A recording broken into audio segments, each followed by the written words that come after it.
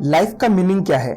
अगर ये क्वेश्चन कोई आपसे पूछे तो ज्यादातर लोगों का एक ही जवाब होगा कि बस पैसा कमाना। लेकिन ये बात सही नहीं है, क्योंकि लाइफ में जब हमें प्रॉब्लम्स और डिफिकल्टीज आती है तो हम मनी को भूल जाते हैं और एक मोटिवेशन को ढूंढने की कोशिश करते हैं। कई बार आपने ये भी देखा होगा कि कोई अपने प्रोफेशन में बहुत ही अच्छा कर रहा होता है, लेकिन फिर वो अपने प्रोफेशन को छोड़कर कुछ नया स्टार्ट करता है। कई बार आपने ये भी सुना होगा कि सेलिब्रिटीज और सीईओ वेल्दी होने के बाद भी सुसाइड कर लेते हैं, क्योंकि उन्हें अपनी लाइफ का मीनिंग पता नहीं होता।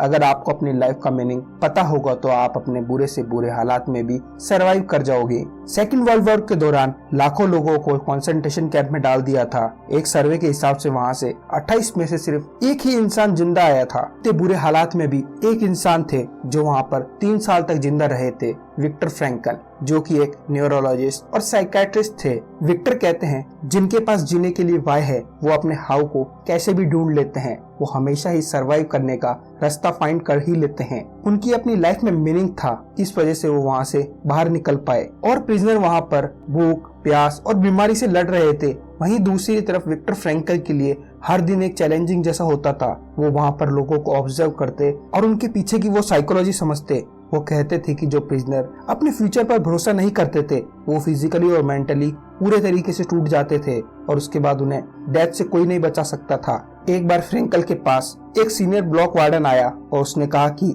मैंने एक अजीब सा सपना देखा है कि 30 मार्च तक हम यहाँ से आजाद हो जाएंगे। फ्रैंकल को उसकी बातों से साफ लग रहा था कि वो सिर्फ फ्यूचर से विश या होप कर रहा है। धीरे धीरे जैसे जैसे मार्च एंडिंग आते गई वो वार्डन बीमार हो गया और जब 30 मार्च को कोई आजाद नहीं हुआ तो 31 मार्च को उसकी डेथ हो गई थी।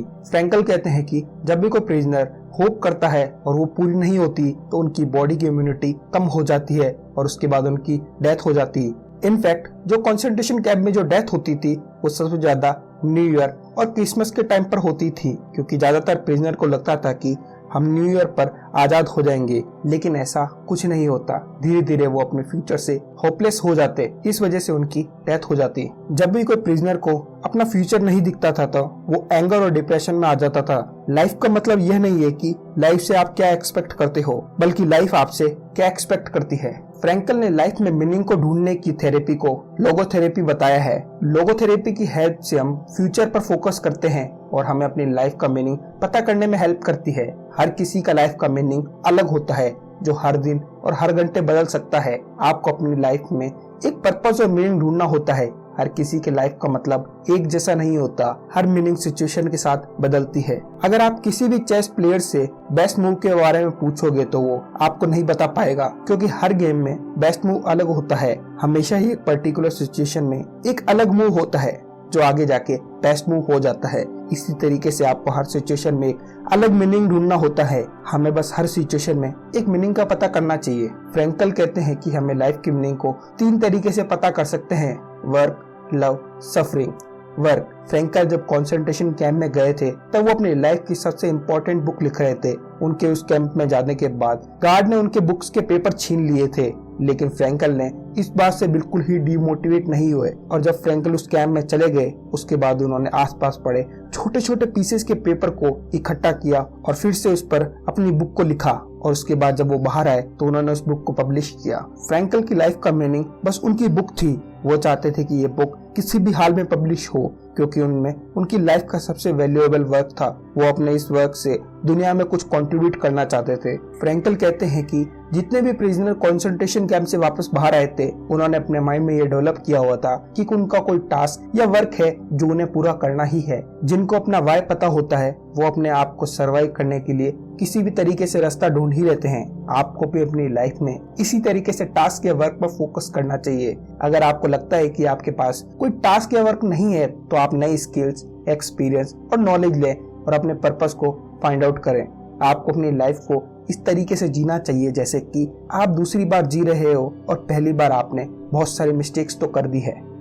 लव हमेशा ही हर इंसान का अल्टीमेट और हाईएस्ट गोल होता है, लेकिन यहाँ पर फ्रैंकल की लव की डेफिनेशन थोड़ी सी अलग है। उनका कहना है कि हमें दूसरों के पोटेंशियल को पहचानना होगा और उसको उनके एक्चुअल पोटेंशियल तक लेकर जाना होगा। हमें हमेशा ही दूसरों को अवेयर करना चाहिए कि वो अपनी लाइफ में क्या कर सकते हैं। जैसे कि एक बार फ्रैंकल एक सेमिनार में वुमेन से मिले जिसने अपने 11 साल के बच्चे को खो दिया और उसका दूसरा बच्चा डिसेबल था। फ्रैंकल से मिलने से पहले उसने अपने डिसेबल बच्चे के साथ सुसाइड करने की भी कोशिश करी थी, लेकिन उसके बच्चे ने उसे बचा लिया क्योंकि वो डिसेबल बच्चा लाइफ को जीना चाहता था। उस लेडी को अपनी लाइफ में कोई मीनिंग ही नहीं मिल रहा था। फ्रैंकल ने सेमिनार में उस वुमेन के पास में बैठी एक और वुमेन से पूछा कि इमेजिन करो कि तुम 80 साल की हो और तुम्हारे कोई चाइल्ड नहीं है और तुम मरने वाली हो, अब तुम अपनी लाइफ को किस तरीके से देखोगी। उस वुमेन ने कहा कि मेरी लाइफ में सब कुछ होगा, सोशल स्टेटस, वेल्थ, सब कुछ, लेकिन मेरे पास अपना बच्चा नहीं होगा, मेरा कोई भी अपना नहीं होगा, मैं अपनी लाइफ को एक फेलियर की तरह देखूंगी। अब फ्रैंकल ने उस डिसेबल बच्चे की माँ से पूछा कि अब तुम इमेजिन करो कि तुम 80 साल की हो और मरने वाली हो, अब तुम अपनी लाइफ को किस तरीके से देखोगी।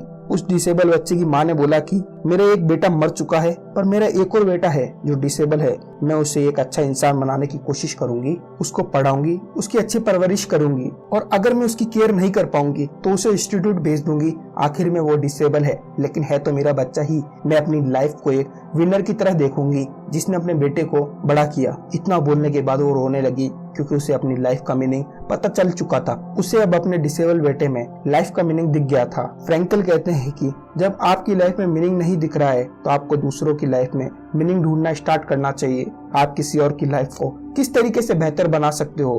फ्रैंकल खुद भी कंसंट्रेशन कैंप में अपने प्रिजनर को हमेशा ही लाइफ में मीनिंग देकर इंस्पायर करने की कोशिश करते थे। वो दूसरे प्रिजनर को डिजीज से भी रिकवर करने में हेल्प करते थे।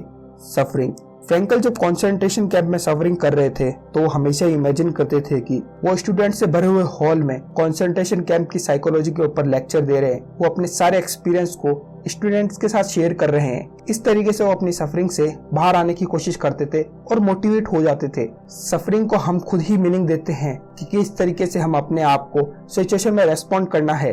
आप अपनी लाइफ में सब कुछ कंट्रोल कर सकते हो। आप अपने एटीट्यूड को किसी भी सिचुएशन में पॉजिटिव रखते हो, ये सब कुछ आपके ऊपर डिपेंड होता है। हर इंसान को अपनी लाइफ में सफरिंग तो करनी ही पड़ती है। जब भी कोई इंसान सफरिंग को अपनी डेस्टिनी का एक इम्पॉर्टेंट पार्ट मान लेता है तो उसे टास्क को कंप्लीट करने में कोई प्रॉब्लम नहीं होती है। आपने मूवीज में भी देखा होगा कि किस तरीके से एक हीरो पूरी मूवी में सफरिंग करता है और आखिर में उसकी सफरिंग की हेल्प से वो अपनी डेस्टिनी तक पहुंच ही जाता है। हमें भी अपने गोल और डेस्टिनी तक पहुंचने के लिए इसी तरीके से सफरिंग करना होगा। हर किसी की सफरिंग का एक अलग पर्पस होता है। आपकी लाइफ में कुछ भी अनएक्सपेक्टेड होता है तो उसमें से कुछ मीनिंग ढूंढने की कोशिश करें। इन तीनों मीनिंग की वजह से ही फ्रैंकल कंसल्टेशन कैंप से 3 साल बाद भी वापस जिंदा आए। आप भी अपनी लाइफ में कैसी भी सिचुएशन हो हमेशा ही उसमें मीनिंग ढूंढने की कोशिश करें। ये सभी बातें जो मैंने आपको बताई है वो man searching for meaning book से बताई है जो विक्टर फ्रैंकल ने लिखी है। ये बुक हमें अपनी लाइफ में सफरिंग को क्या मीनिंग दे सकते हैं इस बारे में बताती है। आप मुझे कमेंट करके भी बता सकते हो कि आपको अगली बुक समरी किस बुक की चाहिए। अगर आपने अभी तक चैनल को सब्सक्राइब नहीं किया है तो प्लीज चैनल को सब्सक्राइब करिए और बेल आइकन को दबाना मत भूलिए। वीडियो को लाइक करें, शेयर करें। धन्यवाद।